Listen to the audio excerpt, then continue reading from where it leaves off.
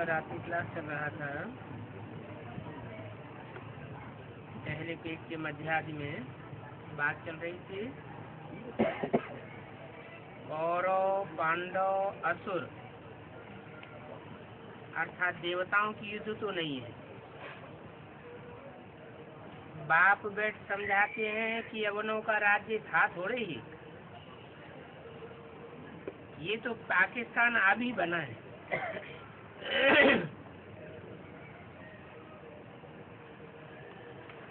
अनेक राजधानी बन गई है। वास्तव में महाभारत गृह युद्ध जो हुआ उसमें पांडव कौरव नहीं लड़े,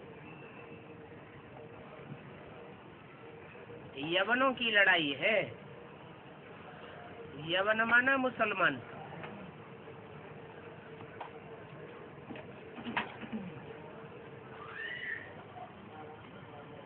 मुसलमान आतताई होते हैं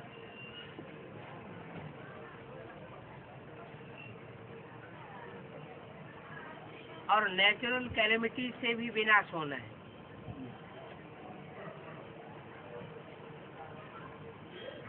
क्योंकि वर्ल्ड की हिस्ट्री ज्योग्राफी चेंज होनी चाहिए। क्यों चेंज होनी चाहिए?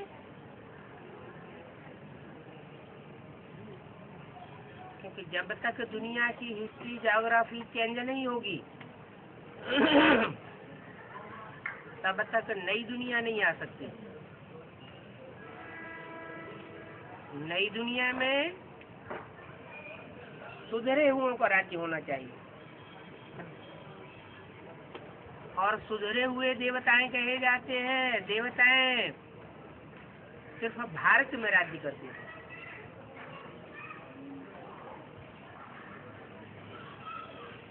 दूसरे धर्म आए उनके लिए दूसरे धर्मखंड समुद्र से बाहर आए और वहां उन्होंने राजाई की।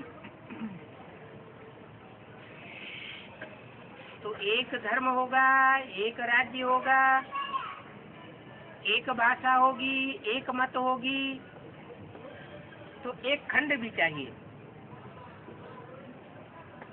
वो है भारत खंड। इस भारत खंड में भगवान आते हैं और आकर के देवताओं का राज्य स्थापन करते हैं।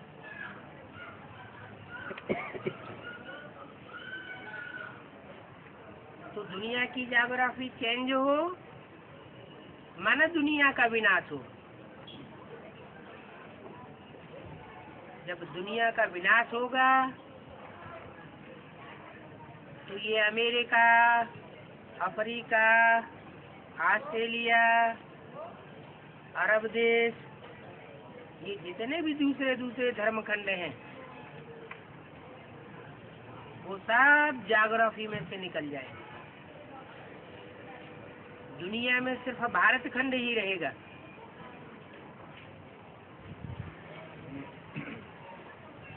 तो ऐसे ये बातें समझानी पड़े। पहले दुनिया में एक ही धर्मखंड था। आज से 500 साल पहले अमेरिका का नाम निशान मनुष्य की बुद्धि में नहीं था, नक्शे में ही नहीं था। अमेरिका ऑस्ट्रेलिया 300 साल पहले मनुष्य की बुद्धि पटल पर नहीं थी। दुनिया के नक्शे में ऑस्ट्रेलिया था ही नहीं। ऐसे ही और जो धर्मखंड हैं उनके जब धर्म पिताएं परम धाम से सृष्टि पर उतरे हैं अपना अपना धर्मखंड स्थापन करने के लिए और धर्म स्थापन करने के लिए, तब वो धर्मखंड समुद्र से ऊपर आए। तो दुनिया में जैसे जैसे जनसंख्या बढ़ती है, धर्मों की संख्या बढ़ती है, तो राज्यों की संख्या बढ़ती जाती है। तो मनुष्यों के रहने के लिए ज्यादा जमीन भी चाहिए। पृथ्वी का विस्तार होता जाता है।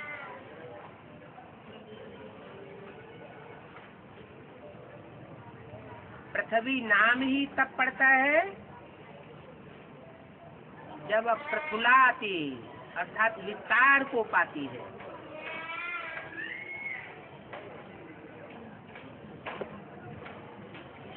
ये पृथ्वी जैसे जैसे धर्मों की संख्या बढ़ती गई वैसे वैसे विस्तार को पाती गई। अभी तो बाप आया हुआ है, एक ही धर्म की स्थापना करने के लिए आया हुआ है। जो धर्म पहले एक ही धर्म था, ये दुनिया में दूसरे दूसरे धर्म और दूसरे दूसरे राज्य और दूसरे दूसरे धर्मखंड तो बाद में आए।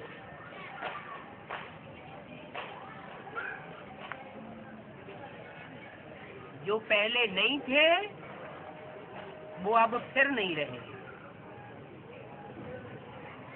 कैसे नहीं रहेंगे? जो जो आसुरी धर्म आए मनुष्यों के द्वारा स्थापन किए हुए वो सब खलास होंगे। ये दुनिया ही खलास हो जाएगी। सिर्फ भारत खंड बचेगा और भारत खंड में भी वो आत्माएं बचेंगी जिन्होंने पवित्रता के आधार पर अपनी आत्मा को पवित्र बनाया अथवा योग बल से पवित्र बनाया। पवित्र रहेंगे और बेविचार फैलाने वाले अपवित्र खलास हो जाएंगे।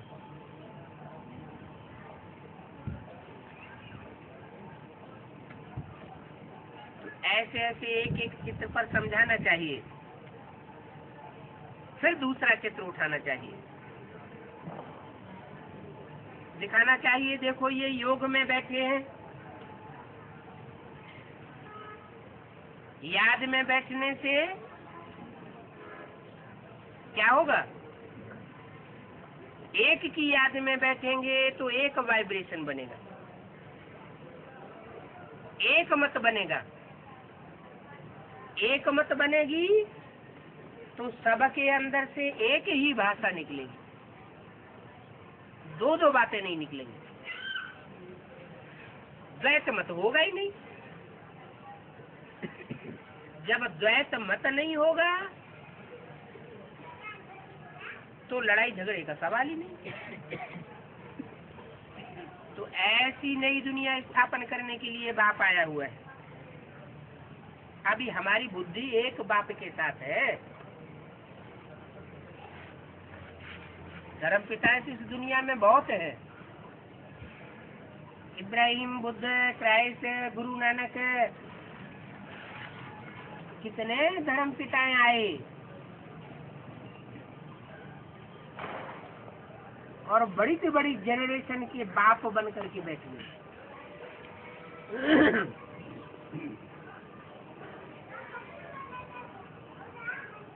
लेकिन उन्होंने अपने को गॉड फादर तो नहीं माना, भगवान तो नहीं माना। भगवान गॉड फादर तो दुनिया में एक ही है। कहा भी जाता है गॉड इज वन और गॉड इज ट्रुथ। सत्यम शिवम सुंदरम कहा जाता है। तो शिव भगवान वही एक सत्य है और बाकी सब मनुष्य मात्र झूठ है। मनुष्य झूठे हैं तो मनुष्य गुरु भी झूठे हैं। सत्य एक परमात्मा है। सिख लोग भी नारा लगाते हैं एक सदगुरु निरंकार अकाल मूर्त। मन सदगुरु एक है और गुरु अनेक है। तो सतगुरु माने सच्चा गुरु जब एक है तो बाकी गुरु क्या हो गए? झूठे हो गए। झूठे गुरुओं ने, झूठे झूठे धर्म पिताओं ने आकर के इस दुनिया को झूठ कंड बनाई दिया है। झूठ दुनिया में फैलेगा तो अशांति बढ़ेगी या घटेगी? अशांति बढ़ेगी। तो 2500 वर्ष की हिस्ट्री में हम देखते आए, जब से दूसरे दूसरे धर्म पिता इस सृष्टि पर आए मनुष्य गुरुओं के रूप में, तब से इस सृष्टि में दुख अशांति बढ़ती जा रही है। दुनिया की जनसंख्या भी बढ़ती जा रही है। दुनिया में वैश्यावृत्ति माने व्यभिचार भी बढ़ता जा रहा है। अब बाप आए हैं कि मैं इस दुनिया को शिवालय बना करके जाऊंगा। अब ये वैश्यालय खलास होना, न वैश्याएं रहेंगी न वैश्याओं की दुनिया रहेगी। इन वैश्याओं ने भारत का नाम बहुत बदनाम किया है। नहीं तो भारत बहुत ऊंच था। अभी फिर मैं आया हुआ हूँ, ऐसा संपूर्ण भारत को शिवालय बना करके जाऊंगा। शिवालय में क्या होता है? एक शिव की उपासना सब देवताएं बैठ करके करते हैं। जितने भी पुराने पुराने शिव के मंदिर हैं, उनमें जाके देखे, शिवलिंग बीच में रखा हुआ है और आजू बाजू चारों तरफ दूसरे देवताएं भी बैठे हुए हैं। सब उस एक की उपासना कर रहे हैं।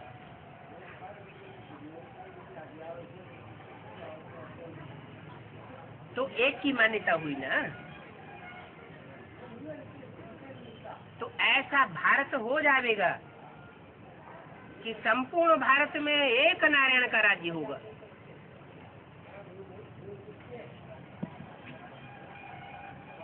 वो नारायण ही जो नर से नारायण बनता है,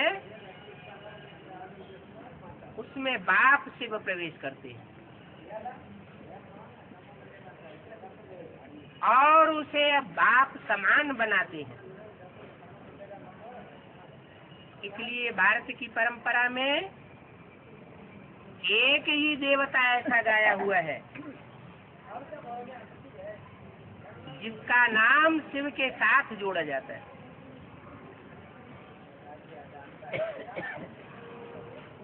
नाम भी रख देते हैं,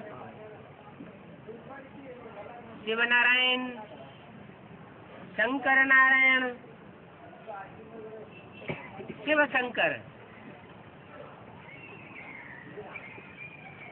तो वो शिव जिसकी बिंदी का ही नाम शिव है, जो बिंदु कभी जो जन्म मरण के चक्र में नहीं आता है, वो इस सृष्टि पर जब आता है तो जिस पहले व्यक्ति में प्रवेश करता है वो इस मनुष्य सृष्टि का बीज अर्थात पिता होता है। सारी मनुष्य सृष्टि का पिता माने 500-700 करोड़ की जो भी प्रजा है, सब का पिता प्रजापिता। उस प्रजापिता में प्रवेश करके वो उसको बड़े से बड़ा देवता बनाता है।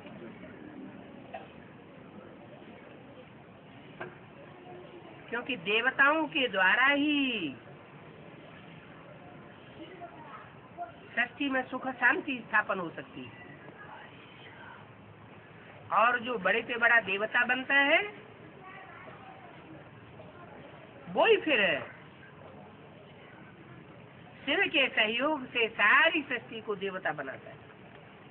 देवता ही सृष्टि बनाता है। जैसे वकील वकील बनाता है, इंजीनियर इंजीनियर बनाता है, डॉक्टर डॉक्टर बनाता है।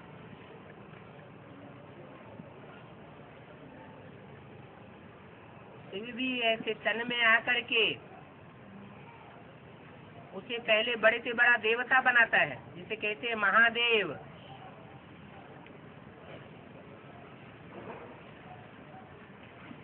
शिव और शंकर को मिला करके एक कर दिया है भक्ति मार्ग में।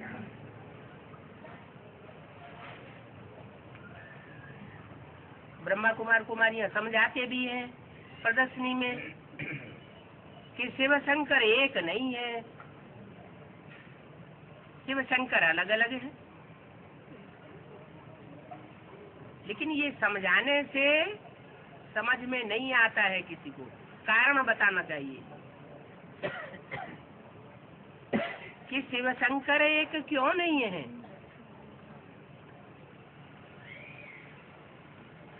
शिव शंकर को मिला के एक क्यों कर दिया है, कारण चाहिए।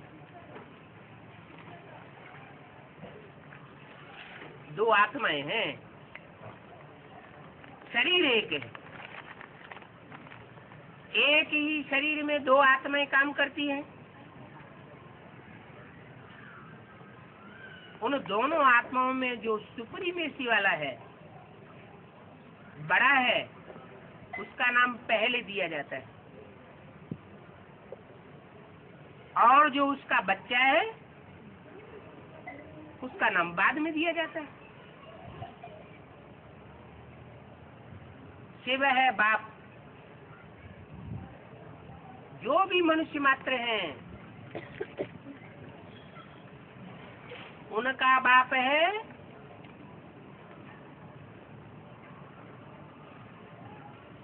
नारायण कहो या शंकर कहो या आदिदेव कहो, शास्त्रों में आया हुआ है। तुम आदिदेव है, पुरुष है, पुराण है, तुम इस सृष्टि के आदिदेव हो, आदि पुरुष हो, पुराने से पुराने पुरुष हो। तुमसे जास्ती पुराना पुरुष कोई नहीं है। पुरुष माना जो शरीर रूपी पुरी में आराम से रहता है, कोई अशांति नहीं, कोई प्रकार का दुख नहीं, ऐसी स्टेज सबसे पहले बनाता है, वो है आदि पुरुष। ऐसी ज्ञान की पराकाष्ठा में रहता है कि जैसे उसका शरीर रूपी घर ज्ञान जल से भरपूर हो, जैसे सागर ज्ञान जल से भरपूर होता है। इसलिए उसका नाम दिया है नारायण। नार माना जल और अयन माना घर। उसका जो शरीर रूपी घर है वो ज्ञान जल से भरा पूरा है, जैसे सागर ज्ञान जल से भरा पूरा होता है। वो तो जड़ सागर है जो जड़ जल से भरा पूरा होता है। ये ज्ञान सागर, ज्ञान सागर कहो, ज्ञानमान सरोवर कहो, ज्ञान का घर कहो। जैसे कि ये सारी दुनिया भी एक घर है, कुटुंब है। बाप आकर के हमको लक्ष्य देते हैं कि सारी दुनिया को तुम्हें एक कुटुंब बनाना है। कब बनेगा? जब सबकी बुद्धि में ये मान्यता पक्की हो जाए कि हमारा एक ही बाप है। हम सब बिंदु बिंदु आत्माएं हैं। हम बिंदु बिंदु आत्माओं का बाप भी ज्योति बिंदु है।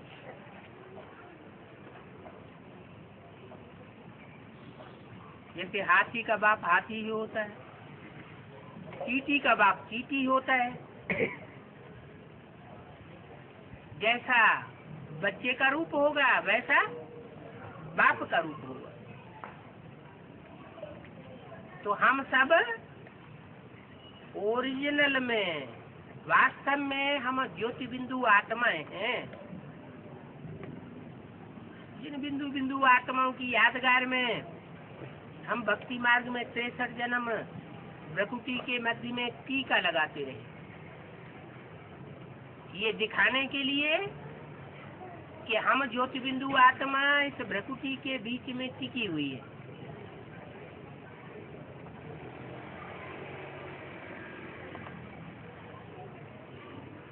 भाइयों में भावना कम होती है तो टीका लगाना छोड़ दिया। माताएं भावनावान होती है तो आज भी भारत में जो भी माताएं हैं सब बिंदु लगाती हैं।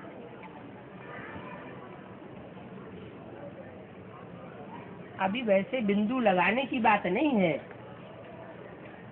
अपन को और दूसरों को क्या समझना है? ज्योति बिंदु आत्मा है। ऐसी ज्योति बिंदु आत्मा समझने वाले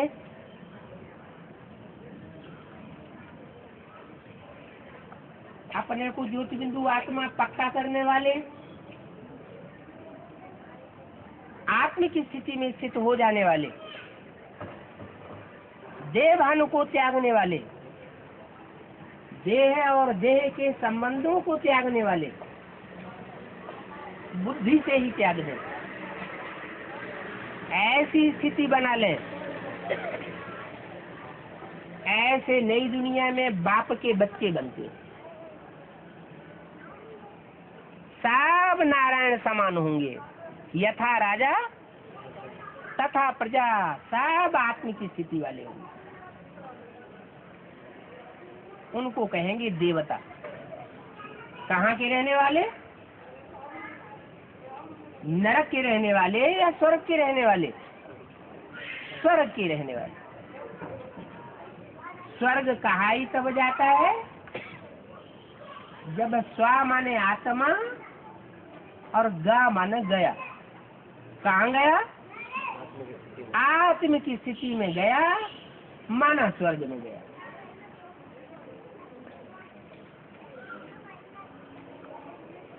तो नई दुनिया में सिर्फ भारत होगा और भारत में सब देवात्माएं होंगी।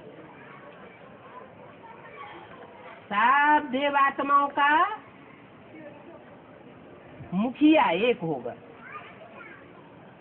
जिसको कहेंगे नारायण। ज्ञान जल में जिसका घर है, ज्ञान की ऐसी पराकाष्ठा में रहता है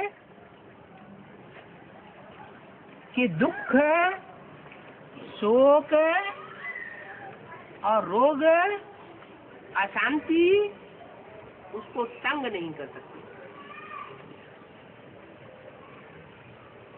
उसको कहते हैं आत्मनिष्ठ, जिसका गीता में भी, मनुष्यों की बनाई हुई गीता में भी वर्णन है कि आत्मनिष्ठ उसे कहा जाता है जो न खुद दूसरों से तंग हो,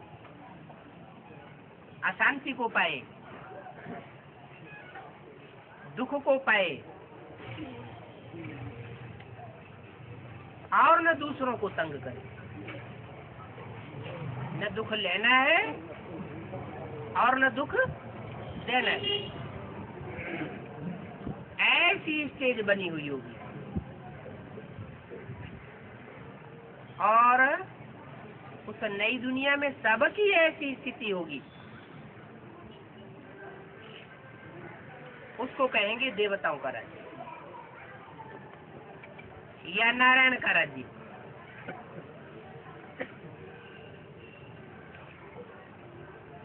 नारायण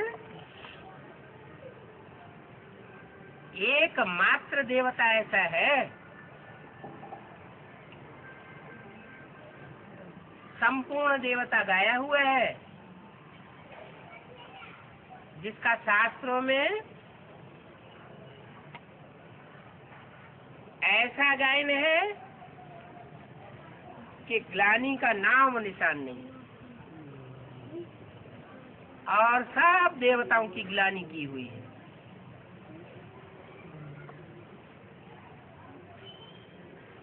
नारायण की कोई ग्लानि नहीं। क्यों? और देवताओं की ग्लानि क्यों हुई, नारायण की क्यों नहीं?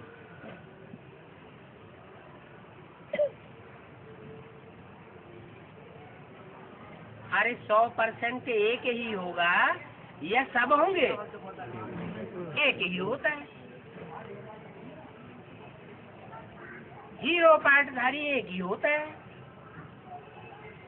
तो सारे सत्य रूपी रंगमंच में जो आत्मा 100% आत्मिक स्टेज को पहले पहले धारण करती है और ज्ञान को 100% उठाती है।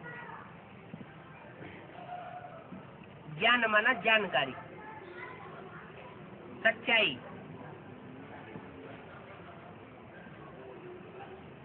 ऐसी सच्चाई को धारण करने वाली आत्मा बाप शिव के समान बनती है।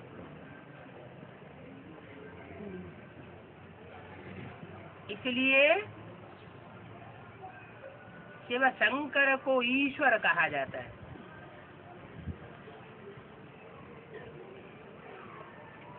ईश्वर माना ईश और वर। ईश माना शासन करने वाला और वर माना श्रेष्ठ। सारी दुनिया में जिसने श्रेष्ठ से श्रेष्ठ शासन किया,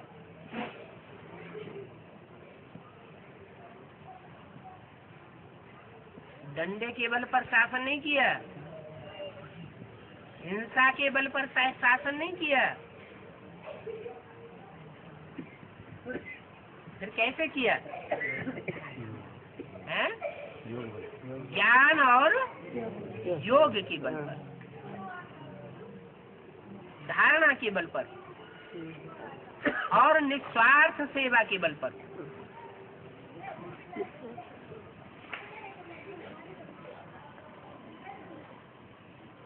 तन से, मन से, समय से और जो भी संपर्क में आए उनके द्वारा और जो भी संबंधी मात्र हों उनके द्वारा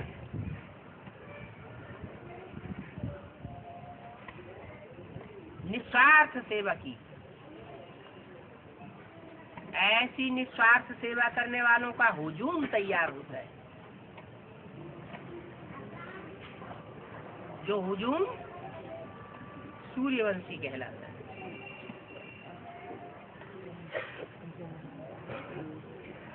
ज्ञान सूर्य तो एक ही है।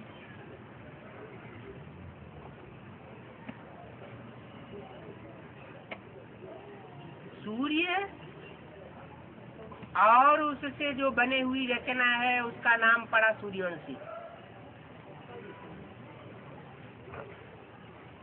जैसे चंद्र से बने हुए चंद्रवंशी। शास्त्रों में दिखाया है राजा रघु से बने हुए रघुवंशी।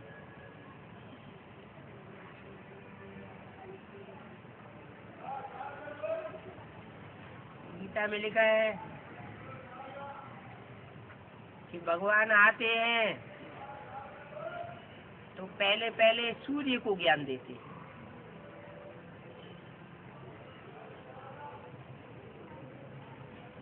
और सूर्य से फिर सूर्यवंशी बनते हैं।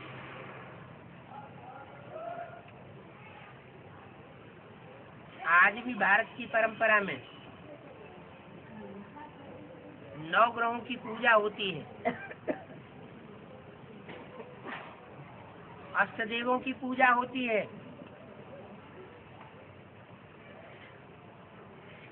पूजा का आधार क्या होता है?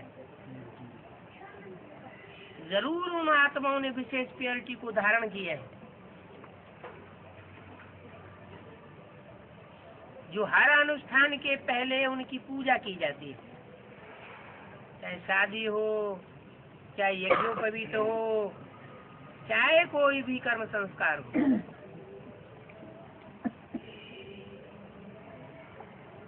ये सब यादगार कहाँ की है? संगम युग में जिन्होंने पवित्र बनने का पुरुषार्थ किया और दूसरी आत्माओं को भी पवित्र बनने में सहयोग दिया, उन विशेष आत्माओं की नवग्रह के रूप में पूजा होती है।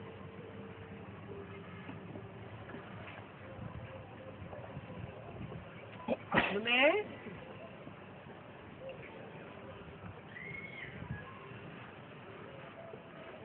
आंख है आजू बाजू में और बीच में है मुखिया।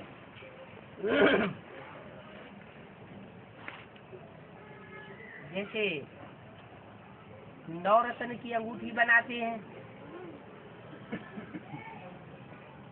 तो आजू बाजू में कम वैल्यू के रत्न लगाते हैं और बीच में हीरे को लगाते हैं। हीरा माना ही हीरो पाटदारी। तो सबका उपयोग किससे लगता है? हीरे के साथ लगता है। जैसे उस जड़ा हीरे में विशेषता होती है। क्या खासियत होती है? वैल्यूएबल तो होता ही है, लेकिन उसका कारण यह है कि निचाट अंधेरे में भी रख दिया जाए तो भी चमक मारता रहता है।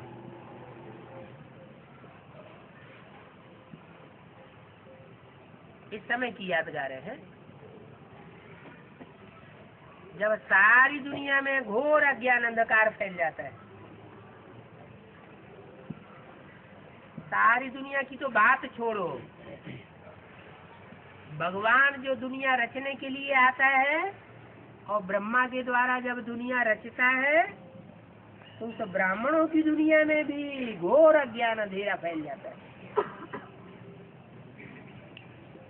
सब अज्ञान अंधकार में डूब जाते हैं। अज्ञान ही अंधकार। कोई में भी असलियत का ज्ञान नहीं रहता।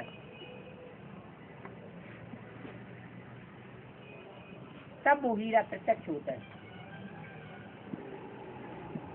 वो सारी मनुष्य सृष्टि का बाप, वो बाप के रूप में प्रत्यक्ष होता है। सब मनुष्य मात्र का बाप, उसको प्रत्यक्ष करने वाला कौन प्रत्यक्ष करता है?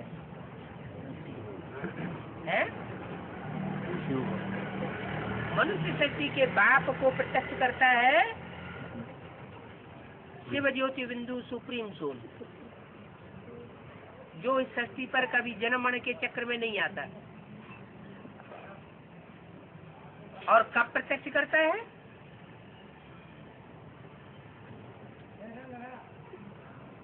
जब ब्राह्मणों की दुनिया में बाप का प्रत्यक्षता वर्ष मनाया जाता है, पहली बार प्रत्यक्ष करता है। जैसे सूर्य है, अंधकार की ओर चला जाता है,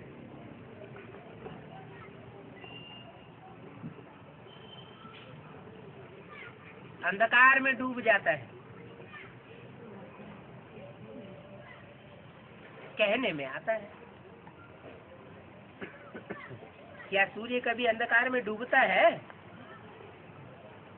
सूर्य नहीं डूब जाता है। सूर्य तो दूसरी ओर चला जाता है। पृथ्वी के इस पार रहने वाली आत्माओं को ऊपर उसकी परछाया पड़ती है, पृथ्वी की। तो जिनके ऊपर परछाया पड़ती है वो अंधेरे में आ जाते हैं।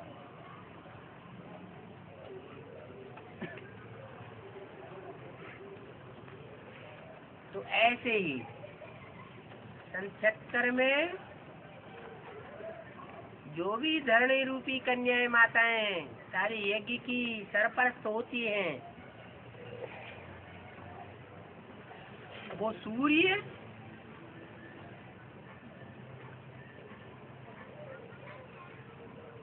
और ब्राह्मण बच्चों के बीच में आ जाती है। जैसे स्थूल सूर्य होता है, जब रात्रि के 12 बजते हैं तो सूर्य एकदम पृथ्वी के उस पार चला जाता है। बीच में पृथ्वी होती है और पृथ्वीवासी होते हैं। तो पृथ्वीवासी इस पार वाले अंधकार का अनुभव करते हैं। घोर अंधकार रात्रि के 12 बजे का। ऐसे ही सन 76 में नजारा हुआ। सारा का सारा ब्राह्मण परिवार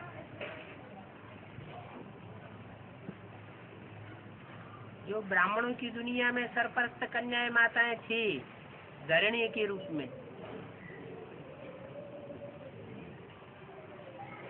उनके दूसरी ओर चैतन्य ज्ञान सूर्य छुप जाता है और लोग अंधकार में आ जाते हैं। ब्राह्मणों की सारी ही दुनिया अंधकार में होती है।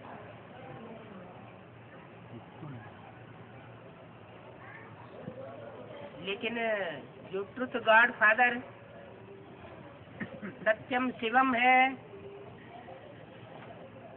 वो तो ब्रह्मा के मुख से पहले ही वेदवाणी में उच्चारण कर देता है,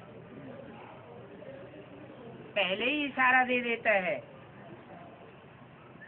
कि तो पुरानी दुनिया का विनाश और नई दुनिया की स्थापना की शुरुआत सन 76 से होगी। सन 66 से ही 10 वर्ष की घोषणा मुरलियों में की जाती रही।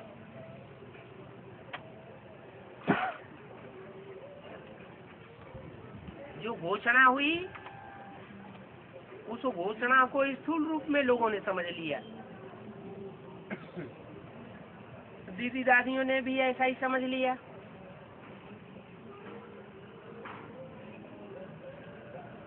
जो यज्ञ की सरपरस्त धरणी मानी जाती है, ये अज्ञान बुद्धि में घुस गया। क्या कि सन 76 में सारी दुनिया का विनाश हो जाएगा। अब इतनी बड़ी दुनिया, जब तक सबको बाप के आने का संदेश न मिले तो विनाश कैसे हो जाएगी? तभी तो विनाश होना चाहिए जब 500-700 करोड़ मनुष्य मात्र को अपने बाप का परिचय मिले। नहीं तो उनका उद्धार कैसे होगा? तो ये बुद्धि में अंधकार बैठ गया, अंधश्रद्धा बैठ गई कि बाबा ने मुरली में बोला है 10 वर्ष के बाद दुनिया खलास हो जाएगी, तो उन्होंने समझ लिया खलास हो जाएगी।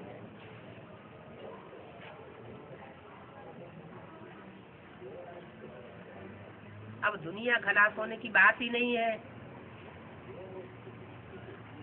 सन 76 में सारी दुनिया में तो पहले से ही अज्ञान का अंधकार फैला हुआ था। सन 36 में भी फैला हुआ था। वो तो बाहर की दुनिया की तो बात ही छोड़ दे। लेकिन ब्राह्मणों की दुनिया में सन 36-37 से वो ज्ञान सूर्य बाप जो आया हुआ था वो भी गुप्त हो चुका। और गुप्त होने के बाद यहाँ तक अंधकार छा गया कि उस सत्य बाप को कोई पहचानने वाला नहीं रहा। उस सत्य बाप की एक भी सच्चाई की बात को कोई भी मानने वाला नहीं रहा।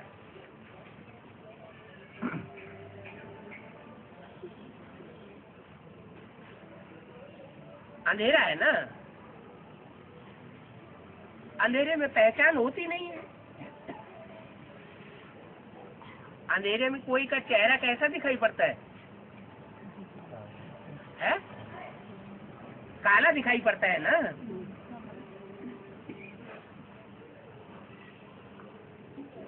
तो ज्ञान सूर्य बाप कोई मुकर्रर रस के द्वारा संक्षेत्र में प्रत्यक्ष होता है और कोई उसे बाप के रूप में नहीं पहचान पाते। भले मुरली में बोल दिया है कि बाप जब आते हैं बाप के रूप में तो 5 ईयर प्लान लेकर के आते हैं।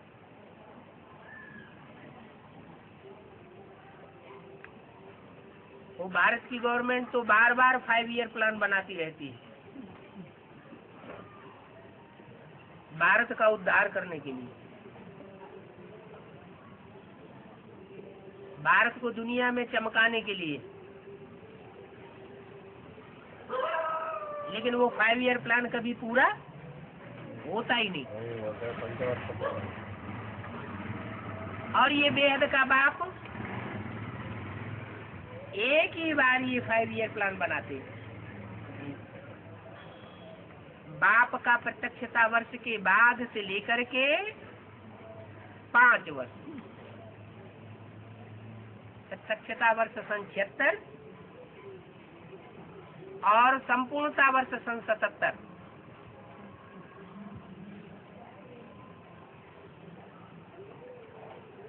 किसकी संपूर्णता?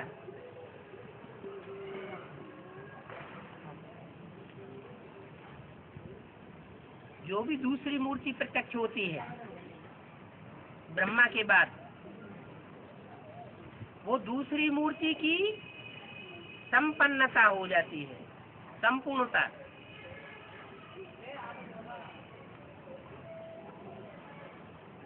जिसे कहते हैं सारी मनुष्य सृष्टि का पिता। ज्ञान भी संपन्न रूप में बैठता है और याद भी संपन्न रूप में बैठ जाती है।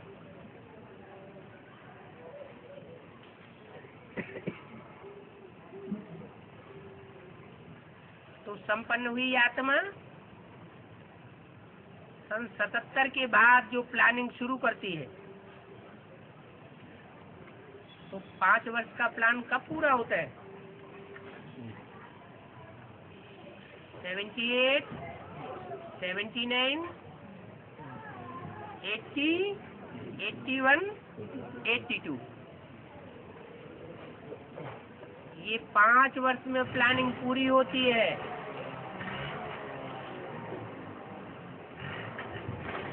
और जो बाप सुबह का साहूकार और शाम का फकीर के रूप में गाया हुआ है। सवेरा माना सतयुग, सतयुग में बड़े से बड़ा साहूकार नारायण बनता है और कलयुग के अंत में आकर के फकीर बन जाता है, जो सीढ़ी के चित्र में दिखाया गया है। सीढ़ी के चित्र में एक बैगर दिखाया हुआ है। कहाँ पड़ा हुआ है? कांटों की सैया के ऊपर पड़ा हुआ है। जो मिलते हैं, जिनके भी संपर्क में आता है, चाहे लौकिक दुनिया के लोग, चाहे अलौकिक ब्राह्मणों की दुनिया के लोग, चाहे संबंधी, चाहे लौकिक व्यवहार वाले, चाहे दोस्त हों, सब कांटा लगाने वाली बातें बोलते हैं। निश्चय को उखाड़ने वाली बातें बोलते हैं। इस बात के ऊपर से निश्चय उखाड़ना।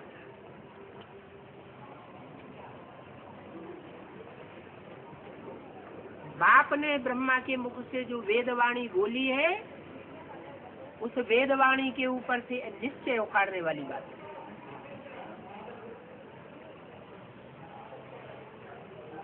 कांटे का मतलब ही होता है घाव लगाने वाली बात।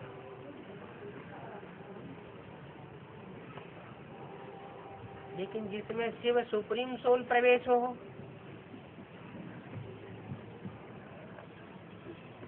उसको कोई अनिश्चय कैसे पैदा कर सकता है? टेम्परेरी रूप में प्रवेश हो तो भी अनिश्चय हो सकता है। जैसे दादा लेकर आज ब्रह्मा में टेम्परेरी रूप में प्रवेश था, टेम्परेरी रथ था, तो सन 68 में उनको अनिश्चय हो गया। 69 में 18 जनवरी कोई बात ऐसी आ गई, किसी ने ऐसा कांटा लगाया कि वो सहन नहीं कर सकता और हाथ फेल हो गया। तो वो तो मुकर्रर रथ नहीं था। बाप तो संसार में जब बाप के रूप में प्रत्यक्ष होता है तो मुकर्रर रथ के द्वारा प्रत्यक्ष होता है। वो बाप सर्वव्यापी बन करके नहीं प्रत्यक्ष होता है। सर्वव्यापी बन करके प्रत्यक्ष हो तो सबके ऊपर बुद्धि का कंसंट्रेशन करना पड़े। सबको याद करने से बुद्धि बिखरेगी या एकाग्र होगी? बिखर जाएगी, बुद्धियों को और ही टूट जाएगा, बुद्धि की छीछा लेदर हो जाएगी। तो बाप एक मुकर्रर रथ के द्वारा एक व्यापी बन करके प्रत्यक्ष होता है। कब कब प्रत्यक्ष होता है? जो बाप का प्रत्यक्षता वर्ष ब्राह्मणों की दुनिया में मनाया गया 76। प्रत्यक्ष तो होता है,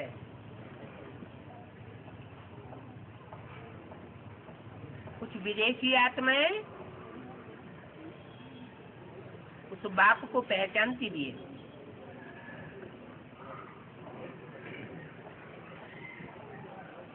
लेकिन जिस रूप में पहचानना चाहिए उस रूप में 100% नहीं पहचान पाती,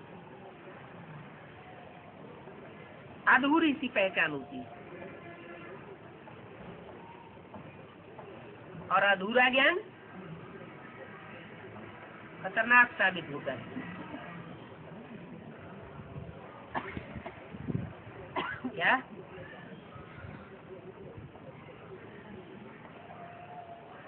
दक्षिण भारत की आत्माएं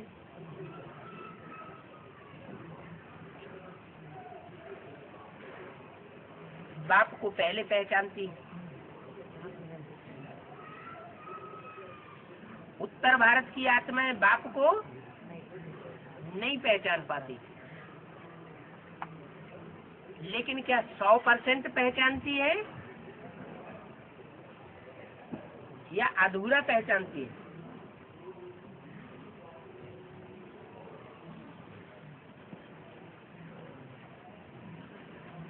आत्मा तो दक्षिण भारत की उत्तर भारत की नहीं होती है। होती है क्या? आत्मा के लिए, किसी आत्मा के लिए पक्का कहा जा सकता है कि इस आत्मा ने 84 जन्म दक्षिण भारत में ही लिए हैं? अरे सतयुग त्रेता में तो दक्षिण भारत का बहुत सा हिस्सा होता ही नहीं, समुद्र में समाया हुआ होता है। उत्तर भारत में ही जम्बू द्वीप कहा जाता है, भारत खंड कहा जाता है।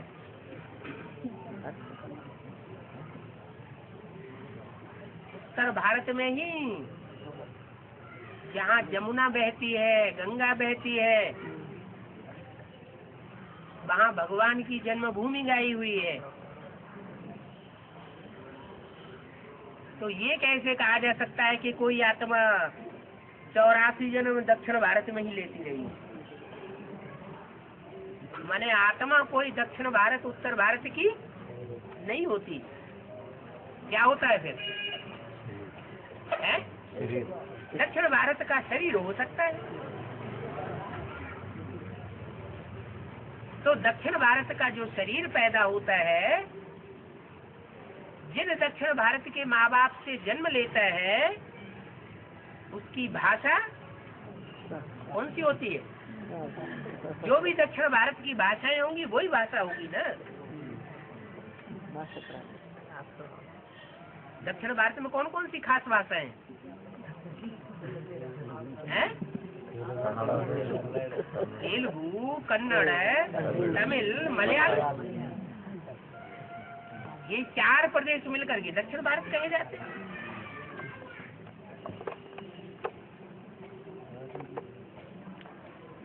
तो दक्षिण भारत का शरीर है न कि आत्मा है? क्या है? शरीर है। तो जो दक्षिण भारत में जन्म लेने वाला शरीर है उससे आत्मा भी जुड़ी हुई है। कब तक? तब तक जुड़ी हुई है जब तक देह भान है। आत्मा ने देह को धारण किया हुआ है। देह और देह के संबंधों को पकड़ के रखा हुआ है। तब तक दक्षिण भारत की है। और जब आत्मा देह को त्याग दे, बुद्धि से त्याग दे और एक बाप की बन जाए,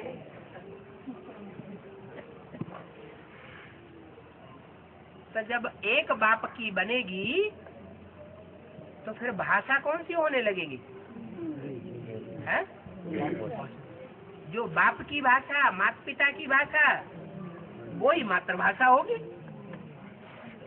बच्चा जहाँ जन्म लेता है जिन माँ बाप से, और जहाँ पलता है जिन माँ बाप से पलता है, उन्हीं की भाषा को सीखता है। कि कोई दूसरी भाषा होती है? वही भाषा होती है ना। तो भाषा देह भान के कारण आड़ याद आती। भगवान की भाषा हिंदी और दक्षिण भारत में शरीर धारण करने वालों की भाषा अलग हो जाती है। हाँ, जो अपने को पूरा ही सरेंडर बुद्धि करने में लग जाते हैं उनकी भाषा भी चेंज होने लगती है। वो अपने अंदर दृढ़ता पैदा करते हैं कि जो बाप की भाषा वही हम भाषा बोलेंगे, दूसरी भाषा बोलेंगे ही नहीं।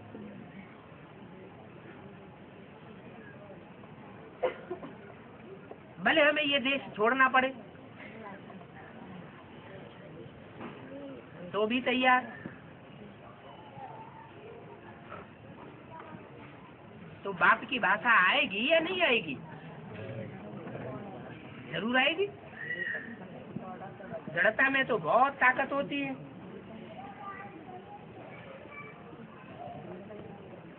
दृढ़ता अगर पक्की हो जाए तो संगम युग में तो असंभव बात भी संभव हो जाती है।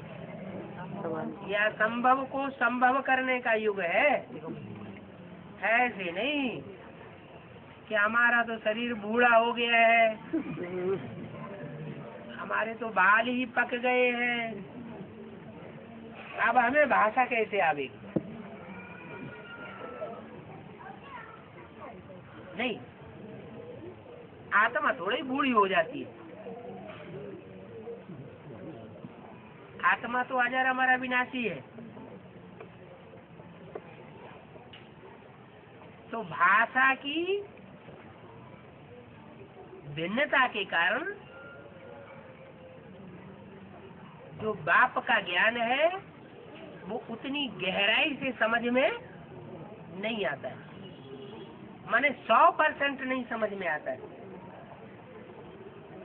तो जब ज्ञान पूरा समझ में नहीं आएगा तो बाप की पहचान भी पूरी बुद्धि में नहीं बैठे। जो हिंदी जानने वाले हैं, ट्रांसलेशन करने वाले हैं, उनकी बुद्धि में जितनी सच्चाई बैठी होगी, सच्चे बाप की पहचान बैठी होगी, उतना ही ट्रांसलेशन से समझ पाएंगे,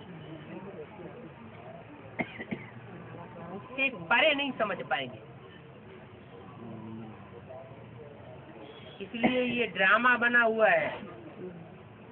क्या ड्रामा कल्याणकारी है या कल्याणकारी? क्या कल्याण छुपा हुआ है कि दक्षिण भारत वाली आत्माओं को कई वर्ष पहले ये ईश्वरीय ज्ञान की सच्चाई दी जाती, या दक्षिण भारत वाले ईश्वरीय ज्ञान को पहले पहले धारण करते हैं, लेते हैं, और उत्तर भारत वाले नहीं लेते। आज भी उत्तर भारत में ये ईश्वरीय ज्ञान उतना नहीं विस्तार को पाया है, और दक्षिण भारत में विस्तार को पाया है। लेकिन फिर अड़चन क्या आ गई है? क्या अड़चन आ गई जो बाप की प्रत्यक्षता रुकी हुई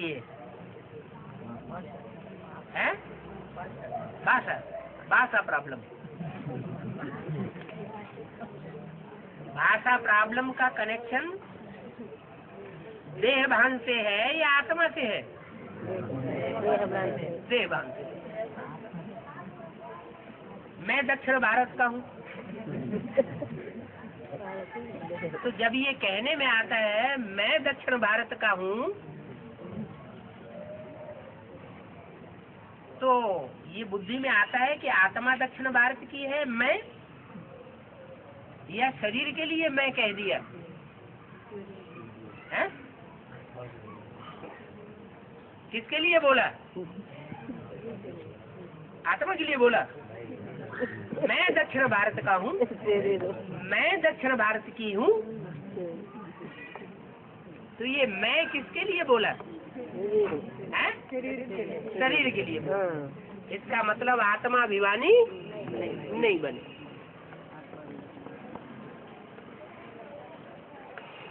अगर अपन को दक्षिण भारत का समझे बैठे हैं तो आत्माभिमानी नहीं, क्योंकि शरीर ही तो है दक्षिण भारत का, आखिरी जन्म का। ये आखिरी जन्म का जो शरीर है वही तो दक्षिण भारत का है। इससे पहले वाले जन्म कोई जरूरी तो नहीं है कि दक्षिण भारत में ही होंगे, हैं? और दक्षिण भारत के ही होते पहले वाले जन्म भी, तो फिर बाप को कैसे पहचान दिया? सारे दक्षिण भारत वालों ने क्यों नहीं पहचाना? फिर तो सारे दक्षिण भारत वाले पहचानने चाहिए। नहीं, जो आत्माएं जन्म जन्मांतर की साथ ही रही है, क्या अनेक जन्मों का जिनका संसर्ग संपर्क बाप के साथ रहा है, वही आत्माएं अपने संस्कार के आधार पर बाप को पहले पहचान लेती, और सारे दक्षिण भारत वाले बाप को नहीं पहचान सकते। तो अंदर से भाव आना चाहिए क्या कि मैं आत्मा दक्षिण भारत की नहीं हूँ, कहाँ की हूँ? है? मैं आत्मा तो सारे विश्व की हूँ। विश्व पिता की बच्ची और विश्व पिता के बच्चे कहाँ के हैं? सारे विश्व के हैं या दक्षिण भारत के हैं? सारे विश्व, विश्व कल्याणकारी। तो जब ये भाव बैठ जाता है तो भाषा भी जरूर जाती है, और भाषा जब आ जाएगी, भाषा की तरफ दिलचस्पी बढ़ेगी कि जो बाप की भाषा वही हमारी भाषा होनी चाहिए। तो हिंदी सबसे सहज भाषा है। क्या दुनिया में सबसे सहज भाषा सीखने की कौन सी भाषा है? हिंदी। भगवान बाप आते हैं तो सहज राजयोग सिखाते हैं या कठिन राजयोग सिखाते हैं? सहज राजयोग सिखाने के लिए आता है। मुश्किल को सहज करने वाला बाप आता है। तो दुनिया की सहज से सहज लैंग्वेज में आकर के बोलेगा, सहज से सहज भाषा में आकर के बोलेगा या मलयालम में आकर के बोलेगा?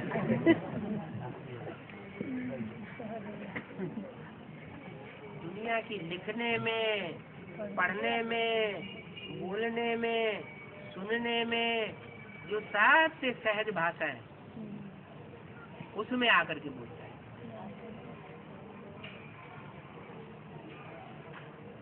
जैसे भगवान आता है तो साधारण तन में आता है या बहुत असाधारण तन में आता है? साधारण तन में किस लिए आता है? कि दुनिया की जो साधारण से साधारण आत्माएं हैं वो भी उसके संपर्क, संसर्ग, संबंध में आ सके। कोई ये न कह सके अरे भगवान तो इतना ऊंचा बन करके आया कि हम तो उससे मिल ही नहीं सकते। नीचे से नीचे तबक्के वाली भी आत्मा उसके साथ मिल सकती है। ऐसे नहीं कि उससे मिलने के लिए बहुत ऊंचा होना पड़े। वो तो साधारण भाषा बोलता है, साधारण तन में आता है और साधारण ही कर्म करता है।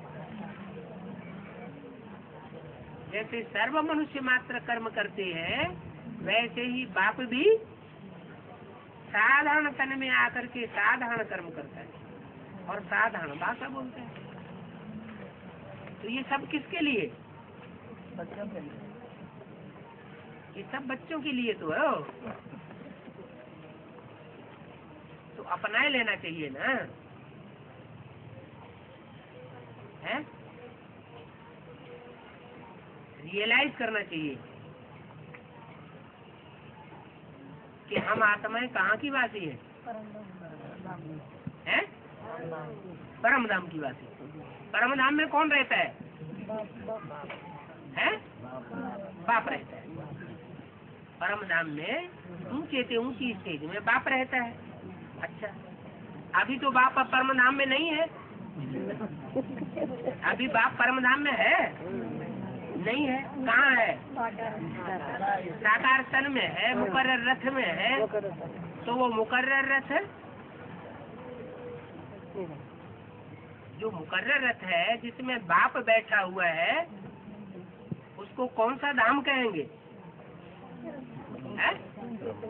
वो परम धाम हुआ कि नहीं? धाम माना शरीर भी क्या है? शरीर भी घर है।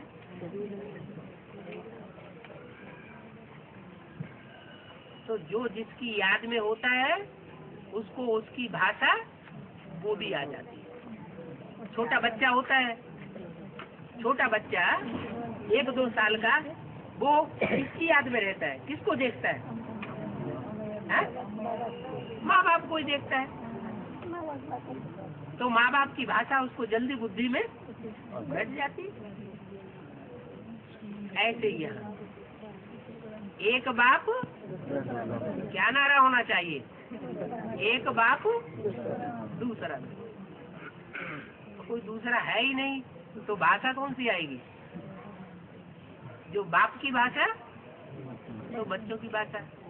लेकिन करते क्या है? बाप ने जो घर बनाए हैं गीता पाठशालाएं, उन गीता पाठशालाओं में रोज आना ही बंद कर दिया।